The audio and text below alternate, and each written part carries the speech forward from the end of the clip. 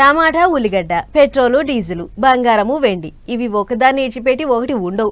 Petrol rate పెరిగితే diesel rate పెరుగుతుంది, బంగారం ధర పెరిగితే వెండి రేటు ఈగింత పెరుగుతుంది. కానీ ఈ నడుమ ఉల్లిగడ్డ టమాటా ధరలే పాపం రైతులను నిండా ముంచుతున్నాయి. సరే ఉల్లిగడ్డల ముచ్చట అటెంగా చెప్పుకుందాం కానీ ఇప్పటికైతే టమాటా రైతుల తిప్పల చూడుర్రి ఎట్లున్నాయో. ఏ కూరలు వేసినా కమ్మటి రుచి ఇచ్చే టమాటాకు ఎంత కష్టం వచ్చింది చూడరే. నెల కింద 60 రూపాయలకు కిలో వలికిన టమాటాను ఇప్పుడు మార్కెట్లో దేకినోడే లేడు. నెరి ఆసియాలోనే అతిపెద్ద టమాటా మార్కెట్గా పేరెళ్ళిన మదనపల్లి మార్కెట్లో అయితే అడ్డికి పావుషేరు లెక్కనే అడుగుతురు బేరగాళ్ళు.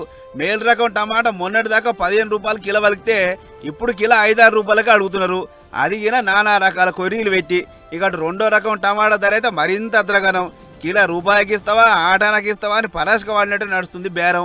గిట్ల గిట్టుబాటు కాని ధరలేని రైతులు మస్తు బాధపడుతుర్రు. ఆరుగాలం కష్టం చేస్తే గింత అన్యాలమా? ఈ వ్యవసాయం చేసేమిటికి చెయ్యకేమిటికి? పెట్టిన పెట్టుబడి ఏంది, బండ్ల కిరాయిలేంది, మా లాభం ఏంది అని నారాజు అవుతుర్రు రైతన్నలు. అయితే మదనపల్లి మార్కెట్కి నుంచి టమాటా దేశం నలుమూలలకు రవాణా అవుతుంది. అసొంటిది ఇప్పుడు గింత దిప్పలు ఎందుకు వచ్చిందంటే పక్క రాష్ట్రాలకించి ఆర్డర్లు తగ్గుడు ఒక కారణం అయితే మన తాన టమాటా పండించే రైతులు పెరుగుడు ఇంకో కారణం.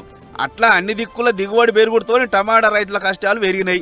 దీంతో కోతకొచ్చిన పంట కోసినా ఏం ఫాయిదా అన్నట్లు చేనులను వేసి పెడుతుంటే ఇంతమంది. పెద్ద ముచ్చట ఏంటంటే మార్కెట్ల రైతుల కాడ 5-6 రూపాయల కిలో వలుకుతున్న టమాటా ఇటు జనాలకు సుత అదే ధరకు దొరకాలి. కానీ దుకాణాల కాడికి పోయి కిలో టమాటా అడిగితే 20 నుంచి 30 రూపాయలు చెప్తున్నారు చెట్లు. మొత్తానికి అటు పండించిన మా రైతు లాభపడ్డది లేదు, ఇటు కొంటున్న జనం అన్న తృప్తిపడ్డది లేదు. నడుమ దళారి కాడు బతుకుతుండు. లక్షలు పోసి పంట వేసినాం సారు, జర అన్యాలం అయిపోతున్నాం, మమ్మల్ని మీరే ఆదుకోర్రి, గా పంట ఏదో మీరే కొనిరని సర్కారును ఒక్క తీరుగా అడగబెట్టిన రైతులు. మరి ఏం చేస్తారో ఏమో కానీ టమాటా రైతుల కష్టం చిన్నగా లేదు పోండ్రి.